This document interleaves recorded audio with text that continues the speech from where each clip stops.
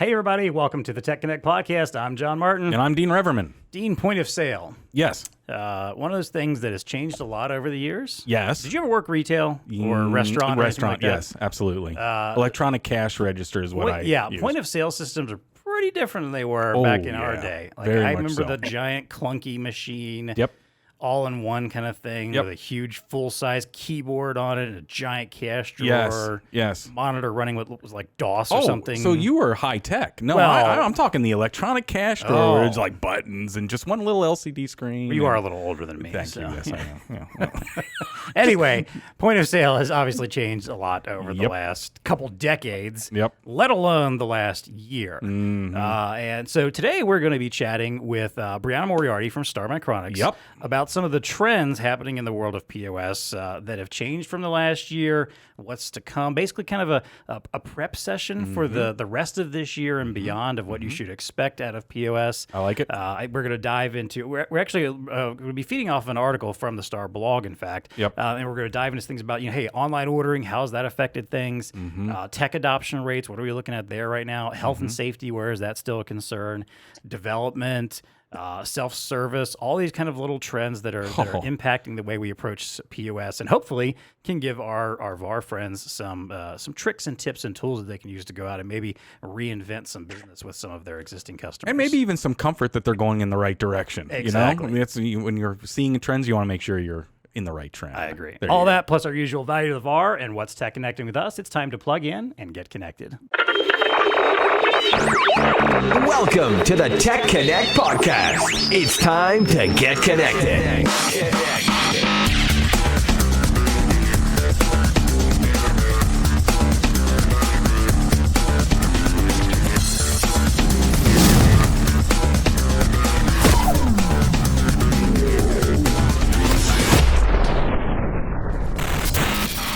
All right, as I mentioned, our guest today, Brianna Moriarty. She is the Partner Development Manager for Micronics, and she's a fellow podcaster. I know, right? She is the creator and host of the Rising Stars podcast for Star. So Nice.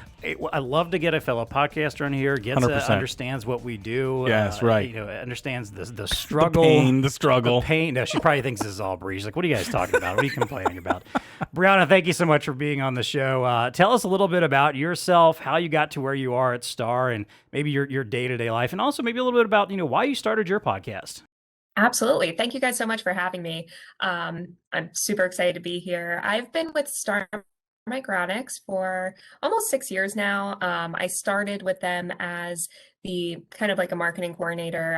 I wrote our blog, I did our social, and through that, I became really interested in all the ISVs that we work with.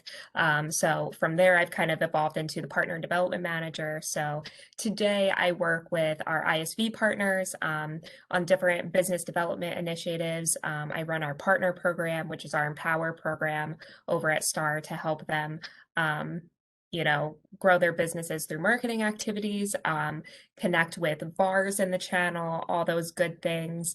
And as you mentioned, I am hosting the Rising Stars podcast. I kind of decided to start that mostly because I spend almost all of my time while working listening to podcasts. Since we've started working from home during the pandemic, I just have podcasts on in the background like all day. So I thought, it would be a great way for people in the channel to easily kind of consume information about different trends. And especially, in the last year, everything was changing so quickly.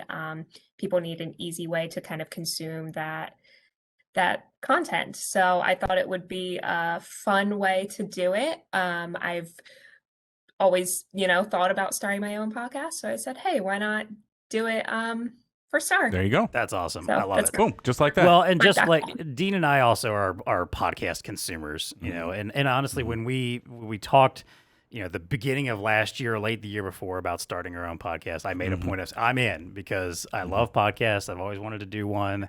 And I think that's very important. I think if there's anybody out there listening who's ever considered doing their own podcast, or maybe you're thinking like, hey, is that something that our company could do or find some use in or benefit in?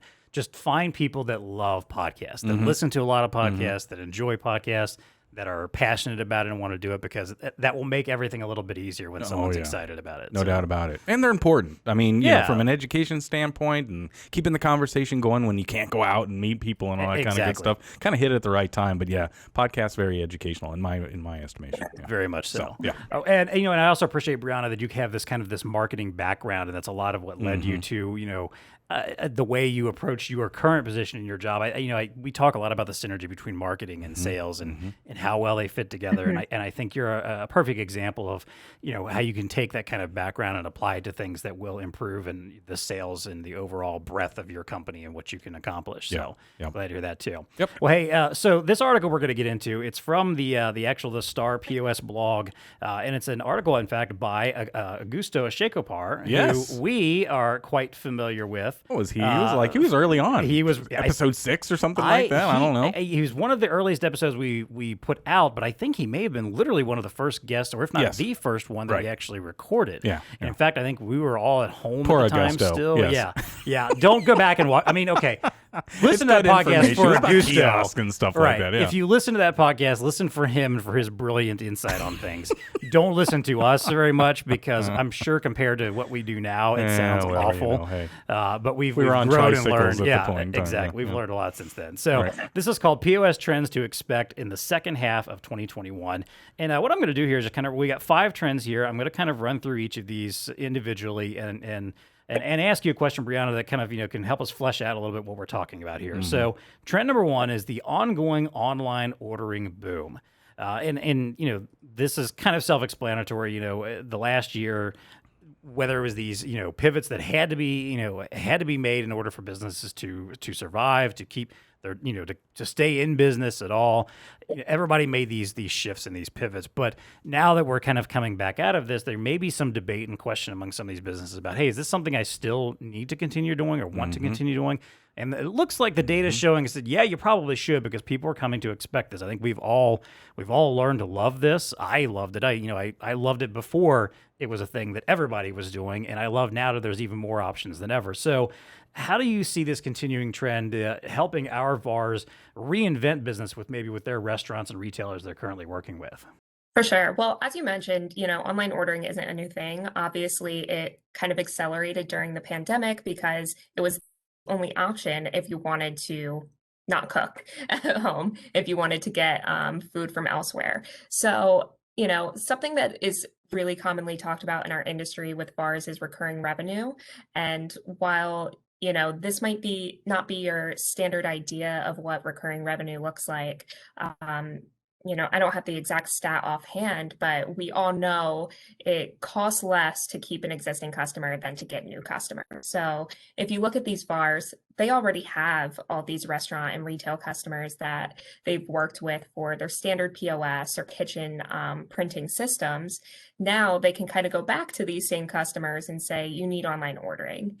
And if you look at it today, a lot of you know, independently owned restaurants, they're not just using one online ordering system. You know, they might have a lesser known software that if you go to their website and you want to order through them directly, they might have like more of a lesser known software, something more independently owned to place those orders. But then if you go on DoorDash or Uber Eats, you might find them on there too. So a lot of these restaurants, not only do they need to implement online ordering, they need to be on multiple platforms so that people can easily find them. So as we know, you know, there aren't a lot of aggregators in the market today. So each one of those platforms that they're integrating needs a printer, it needs a tablet, it needs the hardware. So that's a great way for VARs to, you know, expand their business with existing customers. And then, of course, creating the recurring revenue through paper or what have you,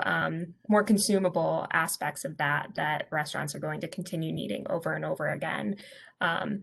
So that's kind of, you know, how I see the online ordering boom continuing. And any restaurant that hasn't implemented online ordering by now, I'm not sure how they're still surviving, but it's something that they need to do. I agree with that. I mean, when you Definitely. look at we saw the trend happen, and even the high end white tablecloth, restaurants, you can order online for those too. I mean, who thought you could buy a $70 steak online and have it cooked? But Brianna, I like where you were going there because obviously you walk into a restaurant and just staying in the restaurant vertical right now. Yes, everybody sees it. I mean, Skyline Restaurant is one of those restaurants here locally in Cincinnati that's like just one of those local things. But even they have the DoorDash, iPad sitting there, bling, it goes off all the time, bling. Right. But I wouldn't be surprised if they were looking for their own option too, where you can go to the Skyline website and order online there. So I really think that resellers need to be cognizant of that fact that there is going to be a desire for the restaurateurs. Not all of them want to play with the big guys. When we've talked about just the fees associated with some of those, and it's a killer. I mean, they had to do it because they had to do it early on in the pandemic, but now that dust is settled, and they've got that business going. I would not be surprised if a lot of them move.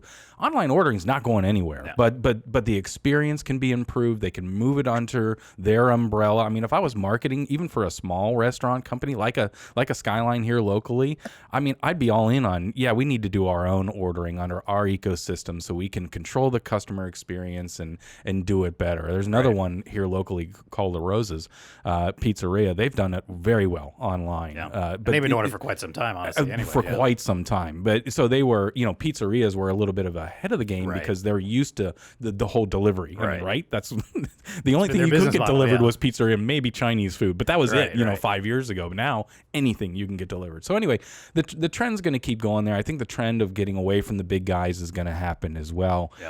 So I just think that resellers need to be cognizant of that and tap into some of the ecosystems. I think Star does a really good job of tapping into the software ecosystem. I mean, obviously it's a part of Brianna's role, but you have to. Sometimes you're getting into new spaces and you need new partners to make that happen as well. So it's key to be able to do that. Let me throw another one. I'm going to throw a little curveball here and get out of I know, get out of the restaurant space, but go to the retail space. Let me read you this. Research has shown that 74% of consumers rely on social media for their information to help them in future purchases. On top of that, 43% of consumers are likely to buy something after learning about it on social. So, and Brianna, I don't, when you think about that, social selling like a product marketplace on Facebook, or Instagram now has shoppable posts, or Pinterest, you can have buyable pins. These are all things, by the way, I didn't really know existed. So I'm not into Pinterest. I don't know that world, but you see where I'm going with this? I mean, obviously you have to be cognizant sell to them where they are. Right. That's always a key aspect. I think if that's where they're looking and that's where they're interacting with your brand. Give them the opportunity to buy from you at that touch point. Well, think about the small reseller, or I'm sorry, the small retailer in whatever, here in Cincinnati, wherever, it doesn't matter. They're getting into that social selling as well. And so, I just think it's unique about how that needs to be in the conversation, I guess, around how is that going to manifest itself. I don't know, Brianna, have you seen stuff like that or social selling, or what are your thoughts on that? How companies are. I mean, you guys are speaking to a millennial female over here, so I know all about social selling. There you go. Go ahead. I'm sorry. Go ahead. Yeah, I mean, I'm scrolling through Instagram and there are 100 ads being thrown at me on local things to buy based on my search history, and there's the shopping feature. I try to steer away from that just for my wallet's sake. But I think, online ordering is, again, it's not just restaurant, it's becoming more relevant in the retail space, not just through standard e-commerce platforms, but buy online, pick up in store, kind of creating that omni-channel experience. And I do want to take it back to kind of the restaurant food industry just for a second, because I had some follow-up thoughts to what you were saying. Now it's not just a restaurant that you are door dashing or ordering your Uber Eats from. I'm from New Jersey, so Wawa is really big here. That's kind of like our convenience store. You can DoorDash Wawa. You can DoorDash things from the grocery store. You can kind of do it in a lot of different aspects. You can DoorDash things from the pharmacy if you need, shampoo or something. You run out and you're too lazy to go out. It's a big thing in like bigger cities. But then on top of that, what you were saying about, the fees with DoorDash and Uber Eats and some of the big platforms, yes, that's definitely been seen to be an issue for smaller restaurants, but it definitely improves their visibility. For me personally, I go on those apps and I just search Mexican food, and I am usually ordering from a place that I've never seen or heard of before. So I kind of see both points there. There are pros and cons, but it's definitely really good for the restaurant visibility and marketing to be on those platforms. Oh, 100%. No doubt about it. Yeah. I mean, it opens up a whole world to them. And it's not going away. You know, Uber Eats is not going away and DoorDash is not going away. But, once you get those customers and you want to maybe control that type of thing, I mean, I could see myself hopping over. Oh, we feel like whatever, Skyline tonight. So I'm just going to go to the Skyline site. If I want something new and unique, okay, maybe I'll go to DoorDash and see what they're offering today. So, yeah, we're all going to start using all of these things along the way. But it's interesting, Brianna, I mean, the back of house is so critical, having the knowledge of that, because it doesn't matter if you're social selling, it doesn't matter if you're a restaurant or a retailer, having visibility to inventory and those types of things is critical. And so if you're just a straight POS reseller, look for those areas, look for that area to grow your business and your offer to your current customer base, because they're going to need it. If they're going to stay alive in this online world, you got to have that. I agree. Well, I think this is kind of an interesting segue also into trend number 2 here, which is the faster technology adoption. And as Augusto put it in the article here, complete solutions and intuitive user experiences have become essential. And although price will most definitely always be an important consideration in any technological deployment, now value and having the right solution have risen to the top of the priority list. And what this makes me think of is, and Brianna, you kind of hinted at a little bit when you talked about, what people might have been doing during the pandemic. Maybe they got themselves on DoorDash because they needed to do it, or maybe they threw something together in order to stay alive, to stay in business, to stay afloat. Maybe they adopted some technology that they weren't necessarily overly impressed with, but it got them through what they needed to get through. And now they're ready to maybe make that shift and realize, hey, this stuff has to stay, but I think we can do better than what we have. But we also need to get it done quickly, and it needs to be fast, and it needs to work, and it needs to be the experience that we expect. So, how do you think that's going to impact the type of solutions that we offer to customers? If we're going out there and they're saying, hey, we did this, but it's not perfect. We think we could do better. We'd rather not use the DoorDash and Uber Eats, or at least not be the only thing we rely on.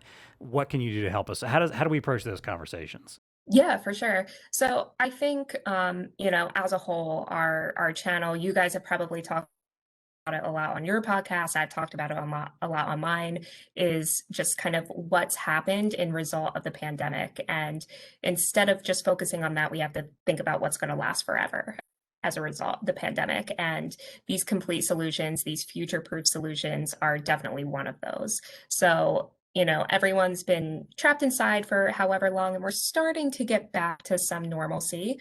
But, we've become kind of spoiled by the convenience of being able to, do your shopping at home, order your food at home, and not really have to go anywhere. So no one's going to kind of get back to dining out and going to those retail stores, and unless the experience is really good. So that's been a big part of, the need to upgrade technology during this time. And I think I use the word future-proof as in, you look at some of the legacy systems that have been used, they crash on you, whatever, it just causes a bad consumer experience. And, by future proofing your technology, making sure that it's not just going to do what you need it to do during a pandemic that's going to last however long, we don't know, but it's going to last for years after.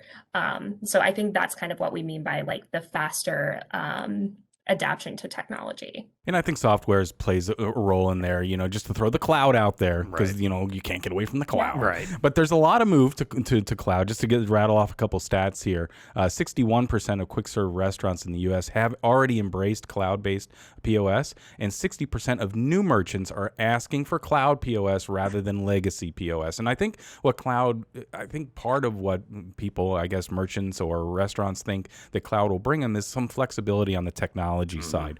Flexibility, whether it's going to online or whether it's the analytics behind the scene or whether it's tagging in their back of house, whatever it is, to adopt to those technology trends that are happening, on the hardware space. Right. Cloud adaptation is there, and it's definitely being asked for. So, be cognizant of that too. That, if you're talking to customers, you already have customers. Well, many of them, if they're looking to pivot and looking to go new, 60% of them are probably looking for cloud-based. Yep, I agree. So, well, and Brianna, I like also that you're obviously the emphasis on a full solution here too, and being able to go to somebody and say, "Hey, we're ready to bring in the full solution. I'm not just showing up to sell you a printer today. I've got all these other partners I work with. I've got great software companies that, are in my pocket here, and we're coming to you with the full solution, not just piecemeal stuff that I'm trying to like wedge in there for you."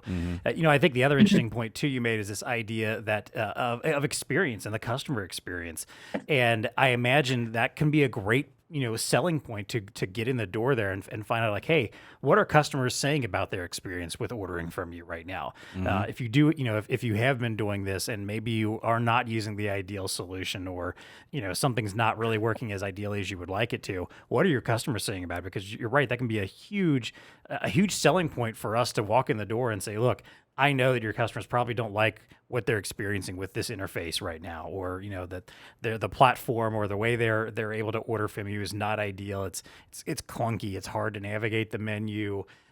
You're constantly getting people order. I've had this happen where I've ordered stuff and then I get a call from the restaurant saying, "Hey, we actually don't have that in stock right now." Like, well, your site said you did, so that's why I ordered it. And like, would you like this instead? Like, sure, but that wasn't why I ordered this, right. Yeah. So I think that's bad customer experience. Exactly. Right. I think that's going to be a great selling point. If you, and it might just be as simple as before you go to your customer, go look at their reviews on Yelp or on Google or something. And I wouldn't be surprised if you find some in the last 6 months to a year or so that may make reference to, the website's terrible, or the ordering system's terrible, or I ordered X and I got Y or whatever. And maybe that's the kind of stuff that you can go to them and say, "Hey, I think we can help you out with this. Here's the solution that we have for that." Not rub their face in it. Right. Yeah. Not like, "Hey, I see that you guys have 2 stars on Yelp right now. Yeah, you obviously suck. So maybe we can help you out." Maybe not be that blunt about it, but just like, "Hey, I happen to notice a couple of reviews. It sounds like some people were disappointed with their interaction with your website or your ordering app or whatever. Can we, is that something we could maybe help you out with?" Yeah. And getting back to seriousness, on the tech adoption, going back to the software side, loyalty programs, we hear a lot about that. But, in cloud-based POS, obviously integrating some type of loyalty, it was always surprising to me that the very popular nationwide Mexican food chain that didn't have a loyalty program until like a year ago. Right. And of course now my son, that's his favorite restaurant, is like a mega user and it's got all kinds of points and blah, blah, blah. But I mean, I think that other restaurants and even retail to a certain degree are going to have to respond to that. I mean, there's so much good that can come out of that. Right. You get business intelligence out of it from a restaurant perspective, the analytics that you can kind of chew through. So, when you think about McDonald's is just getting ready to roll one out. Well, there you go. Okay. I just saw. I think I just got. You mean a very popular American burger? But let's be honest. They recognize, hey, it's important to have a reason to draw people back in and to bring business back in, especially again as competition's increasing, as what we think of as fast food and quick service is changing, because maybe you don't care as much about how fast you get your food when you show up at the restaurant if you're ordering from home. There's an expectation like, hey, it's probably going to take half an hour to an hour before I get my food anyway. Yep. Why not wait for something great from this place rather than maybe ordering the same old fast food I might get from a fast food joint? I think that's a perception maybe that people is changing, and I think companies like a McDonald's and other maybe fast food restaurants may realize like, we gotta. We need this to play is just here. one more place where we might be losing some business, and so maybe So maybe now we need to up our ante a little bit by offering some incentives and rewards to come back and shop with us. So. What do you think of there, Brianna? Because, I mean, I know you guys get into like customizable receipts and stuff like that. I mean, obviously you're in tap with merchants and restaurateurs that are really trying to embrace that part of it. You know, the whole, I guess I'll lump this under the marketing bucket, you know, how these entities can help market themselves a little bit better. You seeing some trending going on there as well? Yeah, well, what I kind of was thinking of when you guys were just talking was the idea of experiential retail, or restaurant experiences. And I think people, hear that word and just associate it with these big experiential, kind of things like AI or, things of that nature. And it's really just a seamless experience. So, experiential retail, it doesn't have to be this big thing. It's just kind of, going into the retail store, being able to get your items and seamlessly check out, or like you said with the restaurant, you get there, what you ordered is what you get. You don't have to worry about things being out or having to wait however much longer when you get to the restaurant for your food. It's just kind of a seamless experience. So that's kind of something, when we think of marketing, you don't necessarily lump those two together, but the experience that people are going to get when they go to your business is essentially, the word of mouth marketing, reviews, things like that.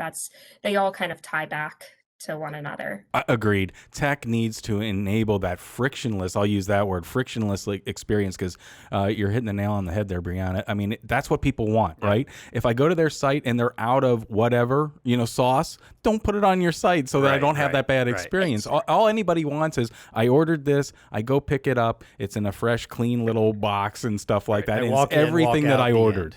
That is omni-channel. Well, that's, good customer experience. Maybe not omni-channel, but that's good customer experience, and that's what people want, right? So I'm with you. It doesn't have to be this big idea of, what is the user, what is the customer experience? It's got to be this Disneyland type of thing. No. People just want a frictionless experience and want it done right and well and consistently, right? And this is what you told me I was going to get. Okay, that's what I got, and we're good to go. Yep, I agree.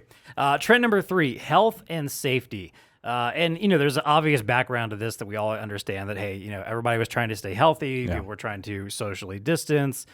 We wanted to make sure that, as our food was being handled and as it was being delivered, that there was no transmission of germs, along the way, that we felt good about all that. But that doesn't mean, and obviously we're not out of the pandemic yet. We're not at the point where we can all just ignore that anymore. I think, there's a level of comfort that if you've been vaccinated, obviously you can have, but it's still an ongoing concern.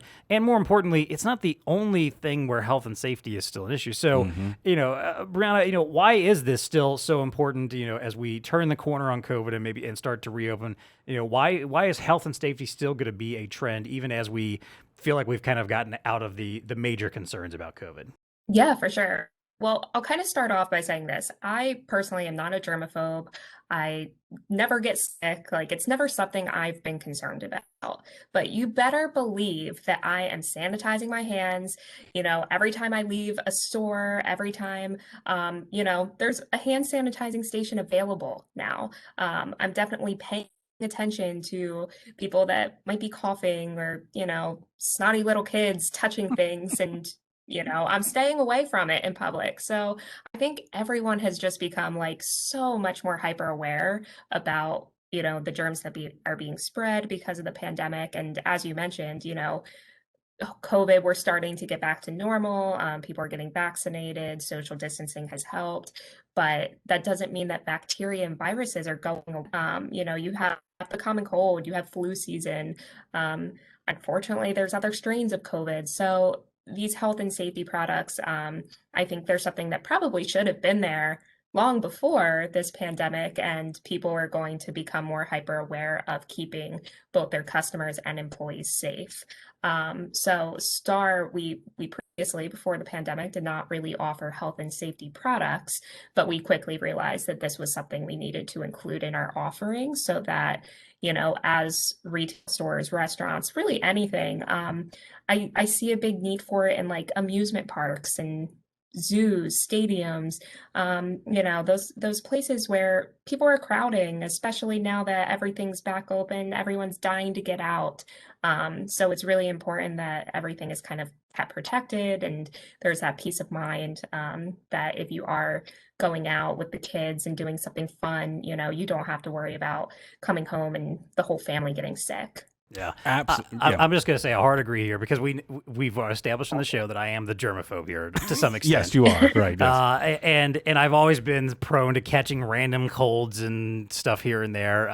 I was just telling our producer before the show, I've had 2 colds in just the last 2 months or so. What the heck? Since masks started coming off and my son's daycare reopened, started letting parents back in. Oh, there it is. And that's the petri dish. And the teachers took their masks off and everything too. And even though I'm vaccinated, so I feel a little better about the whole COVID thing, obviously, but it doesn't mean that when I'm still around other people now, I'm like, great, now, all your other germs are still coming my way. And I was the guy long before all of this that when I would go grocery shopping, something would come out of the store and just lather up on the hand sanitizer. I was more than happy to do that. But, yes, to your point, I think we are very aware of this.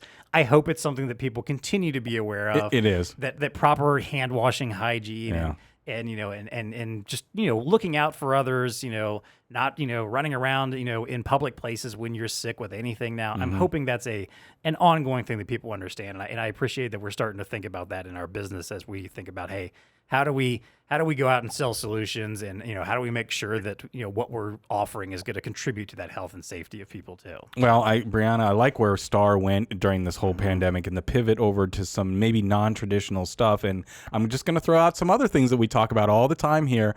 What reseller isn't interested in recurring revenue at a high margin?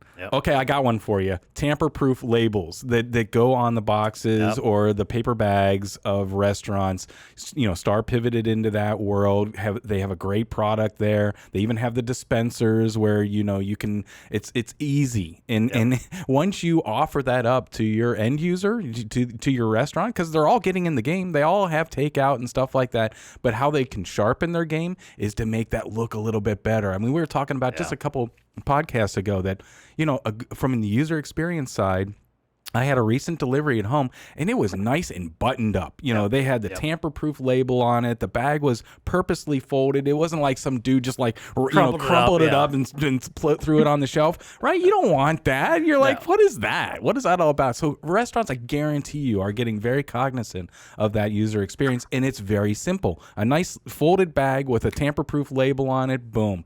If you're not talking to your customers about that and offering those types of solutions, there's just a small 10-degree off-center pivot that you can get into recurring revenue, right? Because they got to keep buying those labels.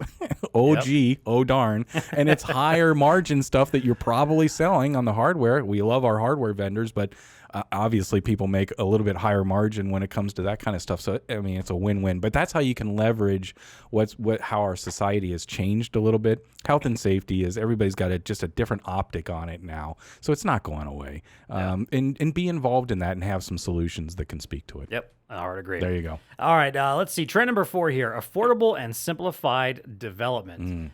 So I'll kind of read quickly what this mentions here. The development side of the industry is also experiencing changing POS trends.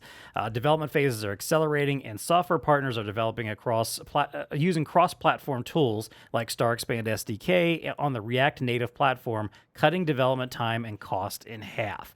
I guess the big question here is, how does this impact software partnerships? And I know this is very much in your wheelhouse and in what Star's expertise too, because you have such a strong network of software partners. So, this expectation of simplified, quick, cost-effective development, how's that impacting your relationship with software companies, and then also by extension of ours? Right. So, I mean, kind of, again, going back to the pandemic, ISVs have really felt the pressure to, advance their solutions to offer online ordering or e-commerce, anything that kind of would work for their retailers and restaurants to basically survive the pandemic. And, I go back to that word future proofing, because it's not just something that they needed to do as a result. It's something they need to do to keep businesses, coming back to them and invested in their software, for years going forward. So that's something, I think they felt a lot of pressure in the past year and a half to adapt their technology. And, Star, as you mentioned, we're really an ISV first kind of company. So we develop our StarPrint SDK. We recently released our Star Expand SDK. So these make it really easy for ISVs to integrate our hardware. Basically, we set it up so once you integrate one Star printer, you've basically integrated all of them. They kind of operate on the same SDK. So we're trying to make it really easy and affordable for these ISVs to make that quick shift towards, again, future-proofing their technology. And we've talked about it. That's what resellers are looking for. They talk about their tech stack, or we talk about how they should have a tech stack of available solutions. And that's what they want too. They want frictionless. And so those that on the software side that can do that, that can simplify that process and integrate very, very easily are going to win. And that's exactly what resellers are looking for. Let's go down a little bit of a path here, because one of the areas that's going to manifest itself is stuff like AI. When you read about what's happening in the marketplace, I'll just throw a couple stats out at you. 15% of U.S. businesses are already using AI integrated POS systems. So you got 15%. To me, that means there's a lot of opportunity there, right? Because we've talked about AI is really not going anywhere. No. It's just going to keep getting stronger. So 85% of the market doesn't have that. 40% of 18 to 24-year-old consumers are willing to let AI help them with their shopping needs. So that's just a commentary that, sure, the younger generation, more comfortable with AI.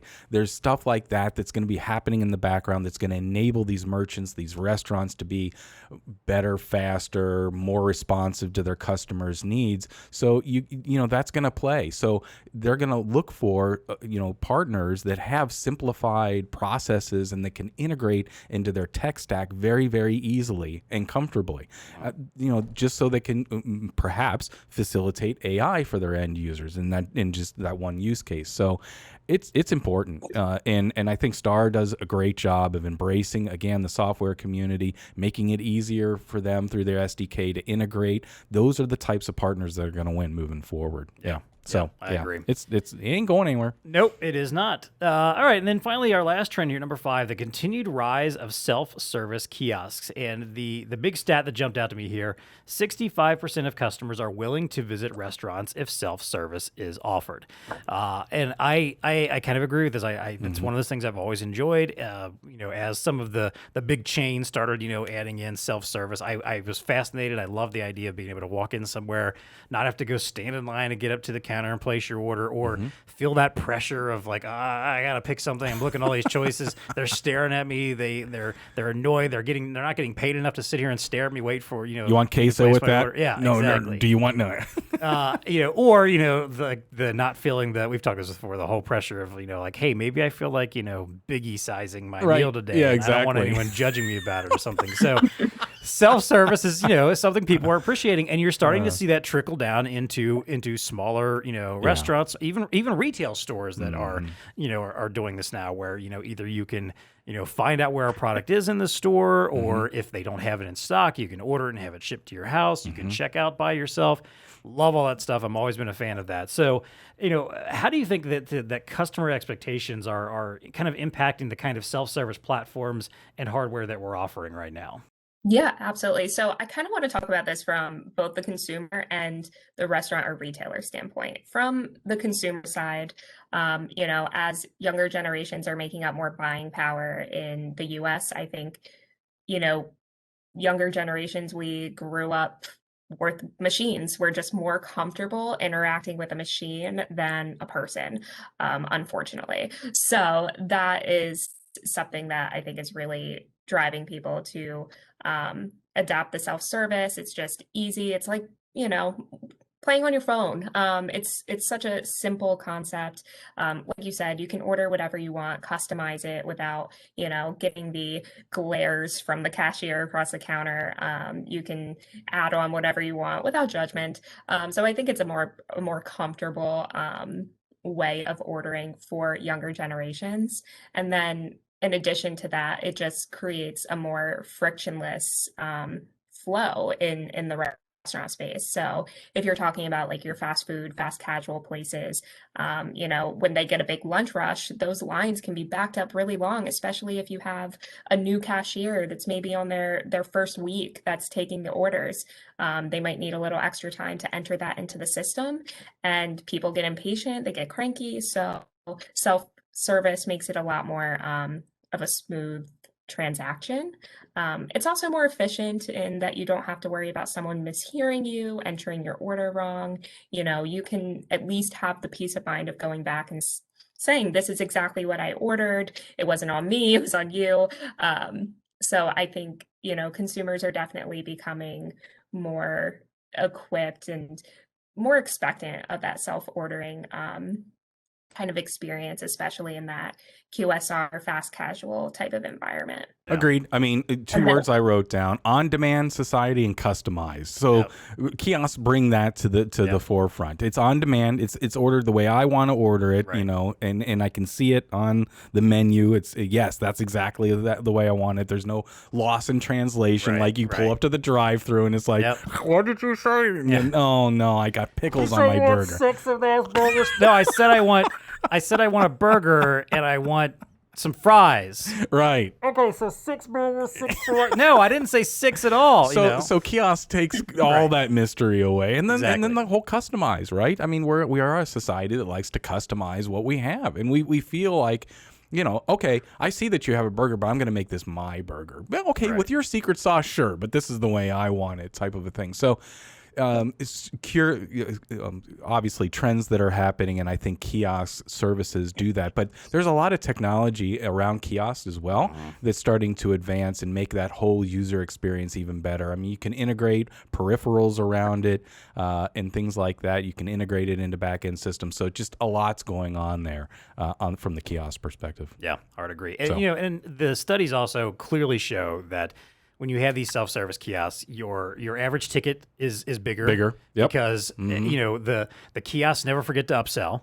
You want dessert with that? Exactly. They don't forget that kind of stuff. Again, that comfort level of people adding on or doing more, that stuff is always there. So it's proven, it's shown you can make more money out of self-serve kiosks. So there's no reason why not to have those in your organization. And again, it can be a great way to position yourself when you're walking in to talk to your customers about how to expand their business and what's next. So. Yep, exactly. All right. Well, hey, these have been some great trends. I will post the link to this blog so you can read the full piece. But I think we've kind of covered quite a bit of this here. So. Yep, absolutely.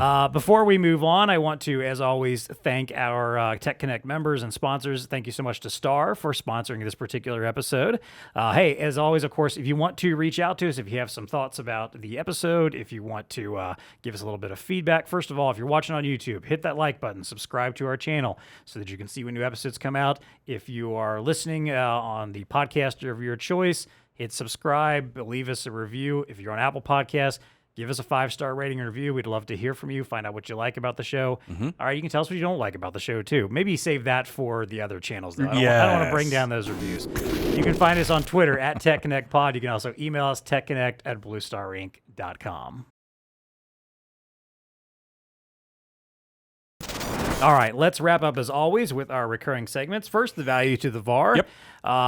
So, I'm gonna toss this one to you, Brianna, first. What should resellers be talking about with their POS customers in order to capitalize on these trends? Like, what would you do if you were a reseller right now and you were walking into some of your local, maybe small to mid-size restaurants or retailers, and you're armed and equipped with these topics and trends, and you want to engage them in a conversation? Where does that conversation start? Sure. I mean, I'm going to keep it kind of blunt and simple and say you either need to evolve or die in this new space. Consumers are becoming really demanding of the type of experience that they want, as we kind of talked about throughout the episode. They want a seamless experience. They want the option to self order. They want, the option to, even if you're in a retail store, maybe you don't want to talk to the person on the sales floor. You just want to go up to an information kiosk and kind of see what's going on, see what's available. If they have your size in the back, like, think about that. How nice would that be? So I think, these independent restaurants, retailers, although, we can all see that it's not necessarily easy to implement a crazy amount of technology, just doing the little things to improve the customer experience. And it all does link back to technology, the technology that Star offers, the technology that our ISVs offer, is really what's going to keep them successful as we see this huge consumer shift in experiential retail and restaurant, and the flexibility of being able to basically do everything from the comfort of your home and your laptop. Yeah. Absolutely. I'll throw a couple more out there as well, because we didn't really get into it today, but like mobile payments and stuff like that. There's one trend that I don't know, because you and I have talked about it. We've had this like journey together that, Right. now that we have our smartwatches, Right. and we remember back people fumbling through and, trying to make a payment with their smartwatch, Right. or even their phone, trying to tapping, wafting, what is it? It's not working. Well, I think all that's changed now, that if you walk into an environment and you're at a POS system that doesn't accept that, Right. the retailer or the restaurant's the one that kind of has egg on their face at this point in time. It's like, you're just slamming your phone or your watch on there. Hey, why is this thing not working? Everybody around you is like, yeah, why is that not working? Right. Anyway, I think there's been a trend there. So you need to be able to capitalize on that. We talked about a couple other ones, just the customizable, enabling your customers to be able to customize their experience, whether it's through label, whether it's through the software, whether it's through back of house. That's a trend that's going to continue to move forward, especially in this online environment that we're all kind of coming out of, and those aren't going away either. So capitalize on those trends, and I think you'll be well positioned for the future, or you'll die. Right. To put in as bluntly as Brianna did. I appreciate that blunt, as that evolve or die aspect, because seriously, like if you were walking into a store or a restaurant and they're telling you like, no, we're going to do brick and mortar.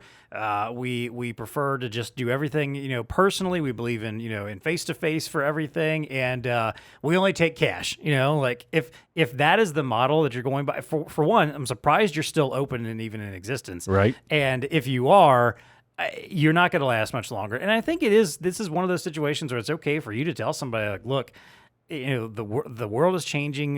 It's been changing already.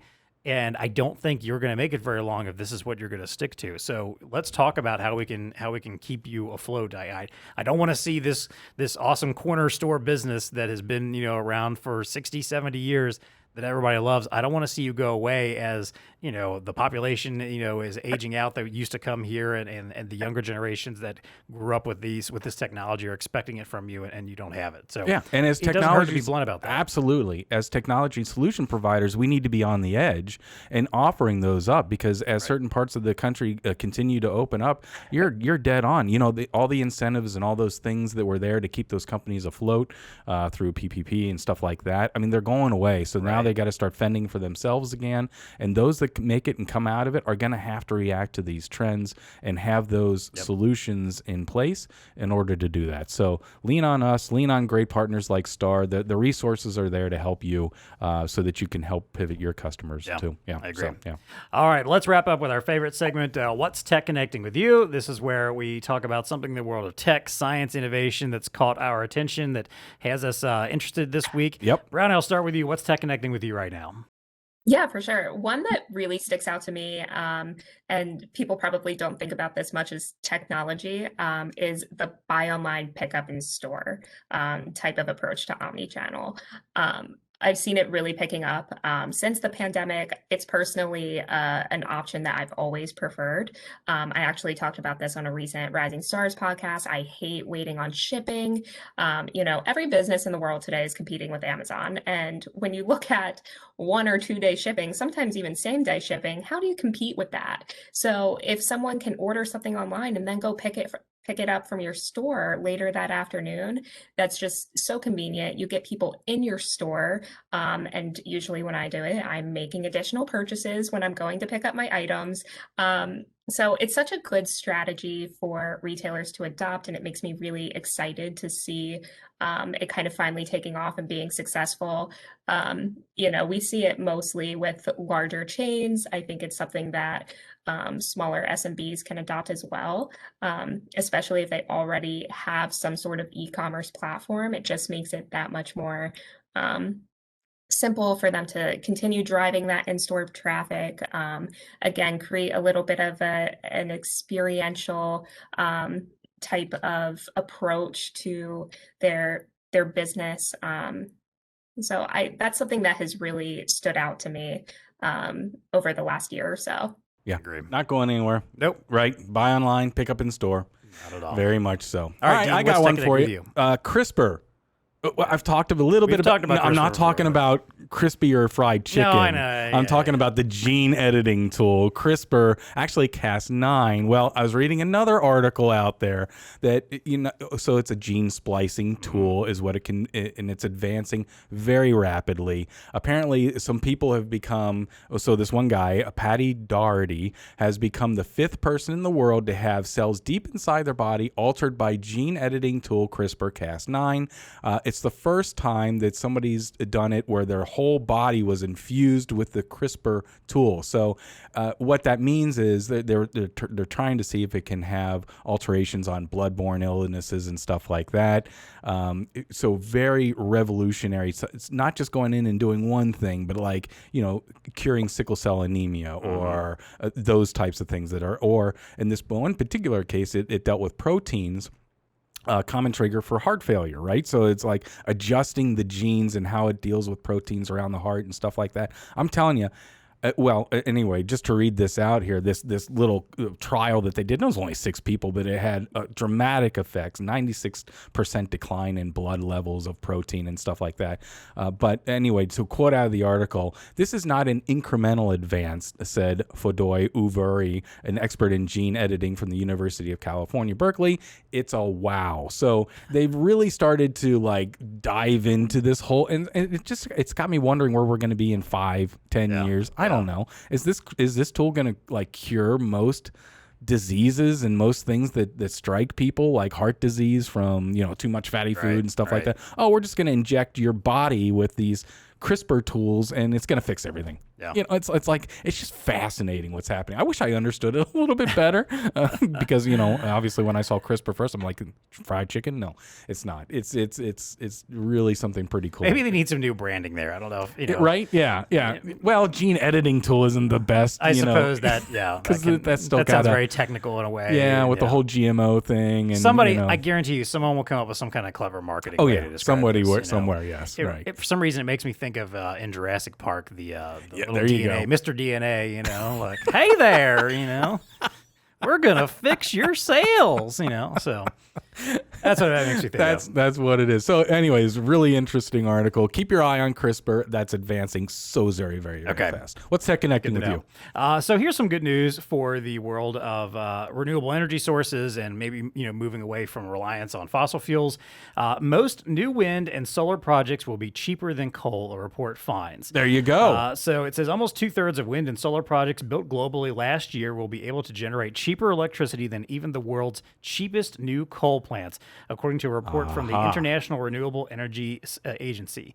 The agency found that the falling cost of new wind farms and solar panels meant 62% of new renewable energy projects could undercut the cost of up to 800 gigawatts worth of coal plants, or almost enough to supply the UK's electricity needs 10 times over. Whoa! So it's basically a lot of the costs for solar, for onshore and offshore wind production dropped dramatically over the last few years or so. Yep. And so now it seems like the energy that those generate is actually going to be cheaper than what we're doing by coal. And I know that we are very coal reliant, and fossil fuel reliant, world, and especially country still. But this is some encouraging news for being able to shift away from that, and that a little bit of a tipping point here. Exactly. There you go. We knew it was going to happen. It's just a matter of time before those technologies. And let's be honest, I think if you can tell people that their bottom lines get better and they pay less and save more and can spend more money other places, I think that's going to start convincing a lot of companies that may be reliant on one type of fuel over another to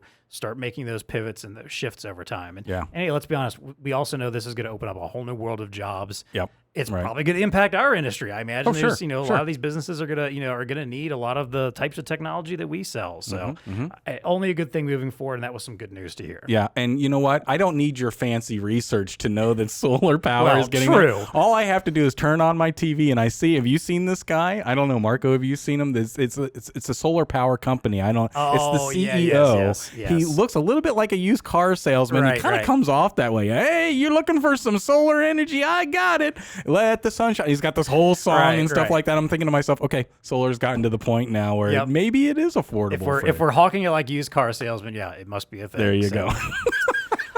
All right. Hey, that's what's TEConnecting with us. Brianna Moriarty, thank you so much for joining us today. We appreciate having you on the show. Thanks. Thank you guys for having me. Of course, unfortunately, we do have to unplug. So until next time, stay crispy and stay connected. Thanks so much. We've learned a lot about germ transfer from surfaces, especially those we and countless other people touch on a daily basis.